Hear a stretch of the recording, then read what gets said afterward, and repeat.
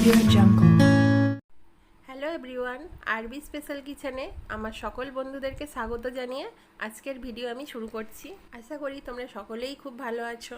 আজ আমি তোমাদেরকে একটা নতুন ধরনের রেসিপি করে দেখাবো। তো তার জন্য আমি এখানে মাঝারি সাইজের 3টে আলুকে কেটে নিচ্ছি ছুরি দিয়ে।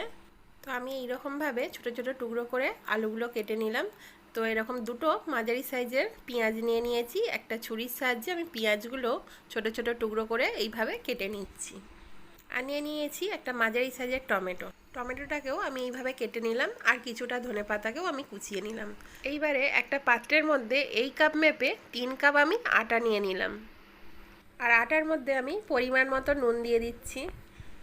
আর দিয়ে দিলাম এই চামচ মেপে 1 চামচ সাদা তেল। এখন আমি আটাটাকে ভালো করে হাত দিয়ে এরকমভাবে মেখে নেব। যতক্ষণ না অবধি তেলের সাথে আটাটা ভালো করে মেখে যায় ততক্ষণ আমি এইটাকে ভালো করে মেখে নিচ্ছি। এরপর আমি অল্প অল্প জল দিয়ে আটাটা ভালো করে মেখে নেব। তো দেখো বন্ধুরা, আমি এরকম একটা ডো বানিয়ে নিয়েছি। এবার আমি এটাকে 5 মিনিটের জন্য ঢাকা দিয়ে রেখে দেবো। এবারে আমি এখানে কিছুটা সয়াবিন নিয়ে নিয়েছি। সয়াবিনটাকে আমি কিছুক্ষণের জন্য জলে ভিজিয়ে রেখে দিয়েছিলাম। এবারে আমি এটাকে মিক্সির মধ্যে দিয়ে ভালো করে ব্লেন্ড করে নেব। সয়াবিনটা বেশি মিহিন করে ব্লেন্ড করার দরকার নেই, হালকা ব্লেন্ড করে নিলেই হয়ে যাবে। এবারে আমি অন্যদিকে গ্যাসের মধ্যে একটা কড়া বসিয়ে দিয়েছি। কড়াটা গরম হয়ে যাওয়ার পর আমি এই চামচ মেপে 3 চামচ সাদা তেল দিয়ে দিচ্ছি। তেলটা গরম হয়ে যাওয়ার পর আমি এখানে কুচনো পেঁয়াজগুলো দিয়ে দিলাম। পেঁয়াজগুলো আমি অল্প তেলের মধ্যে নাড়াচাড়া করে নিচ্ছি। বেশিক্ষণ পেঁয়াজ ভাজার দরকার নেই, অল্প নাড়াচাড়া করে নিলেই হবে। এবারে আমি এর মধ্যে কুচনো আলুগুলো দিয়ে দিলাম। আলুগুলো দিয়ে দেওয়ার পরে আমি অল্প তেলের মধ্যে আলুগুলো নাড়াচাড়া করে নিচ্ছি।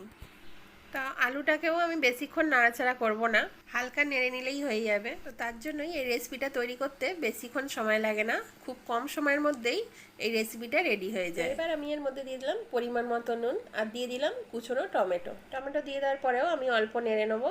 এরপর আমি দিয়ে দিচ্ছি অল্প একটু লঙ্কার গুঁড়ো, দিয়ে দিচ্ছি পরিমাণ মতন হলুদ গুঁড়ো। সব উপকরণ দিয়ে দেওয়ার পর আমি ভালো করে নাড়িয়ে নেবো এটাকে। তো 2 মিনিট নাড়িয়ে নেওয়ার পরে আমি এখানে দিয়ে দেবো অল্প একটু জল। অল্প জল দিয়ে দেওয়ার পরেই আমি একটুখানি নাড়িয়ে চাড়িয়ে নিয়েই আমি এটাকে চাপা দিয়ে রেখে দেবো, যাতে সবজিগুলো ভালোভাবে সিদ্ধ হয়ে যায়। এবার আমি 5 মিনিট পরেই আমি চাপাটা খুলে নিলাম। তো আমার সব সবজিগুলো ভালোভাবে সিদ্ধ হয়ে গেছে। এবারে আমি এর মধ্যে দিয়ে দেবো ব্লেন্ড করে রাখা সয়াবিনটা দিয়ে দেওয়ার পর আমি এখানে সয়াবিন আর সবজিগুলো ভালো করে নাড়াচাড়া করে নিচ্ছি 10 মিনিটের জন্য। তো বন্ধুরা, আমি যে এখানে গুঁড়ো লঙ্কা ইউজ করেছি, তোমরা চাইলে এখানে গুঁড়ো লঙ্কা নাও দিতে পারো। তোমরা এখানে চাইলে কাঁচা লঙ্কা ইউজ করতে পারো। তো আমার এই পুরটা রেডি হয়ে গেছে। এবারে আমি একটু ধনেপাতা ছড়িয়ে নিয়ে হালকা নাড়াচাড়া করে নিয়ে নামিয়ে নেবো। এবারে আমি আটাটা ভালো করে হাত দিয়ে মেখে নেবো। আবারও মেখে নিয়ে আমি এখানে রুটির যেমন লেচি কাটা হয় ওরকম আমি লেচি কেটে নিচ্ছি। তো দেখো বন্ধুরা, আমি এরকম সাইজের লেচি কেটে নিচ্ছি। লেচিগুলো বেশি বড়ও হবে না, বেশি ছোটও হবে না। তো আমি এইভাবে সব লেচিগুলো কেটে নিয়েছি। এবারে আমি লেচিগুলোকে হাত দিয়ে চেপে চেপে এইভাবে বাটির আকারে করে নিচ্ছি। ঠিক আমরা যেইভাবে পিঠে তৈরি করি ওইভাবেই আমরা এরকমভাবে হাত দিয়ে চেপে চেপে করে নিচ্ছি। তো এইবারে আমি একটা চামচের সাহায্যে 2 চামচের মতন পুর দিয়ে দেবো। পুর দিয়ে দেওয়ার পর আমি এবারে চতুর্দিক দিয়ে এইভাবে মুড়ে নিচ্ছি। তো বন্ধুরা, এই কাজটা খুব সাবধানে করতে হবে যাতে ফেটে না যায়, মুড়তে গিয়ে যাতে আটাটা ফেটে না যায়। তো আমি এইরকম একই পদ্ধতিতে সবগুলো এরকম তৈরি করে নেব। এবারে আমি গ্যাসের মধ্যে একটা ননস্টিক কড়া বসিয়ে দিয়েছি। কড়াটা হালকা গরম হয়ে যাওয়ার পর কোনো তেল দেওয়ার দরকার নেই, শুকনো কড়াতেই আমি এখানে 5টা করে লেচি দিয়ে আমি এখানে করে নিচ্ছি। তো দেখো বন্ধুরা, আমি এখানে 5খানা লেচি এইভাবে দিয়ে দিলাম।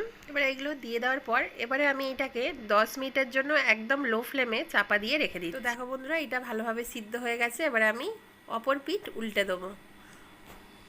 তো আমি এগুলোকে সবগুলোকে একটা খুন্তির সাহায্যে উল্টে দিচ্ছি।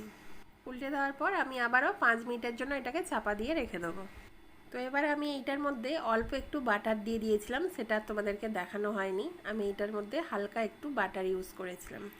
এবারে আমি এটা নামিয়ে নেবো। তো বন্ধুরা, এই কাজটা কিন্তু একদম লো ফ্লেমে রেখে করতে হবে, হাই ফ্লেম করা যাবে না। হাই ফ্লেম করলে জিনিসটা পুড়ে যাওয়ার ভয় থাকবে আর ভিতরে সিদ্ধ হবে না।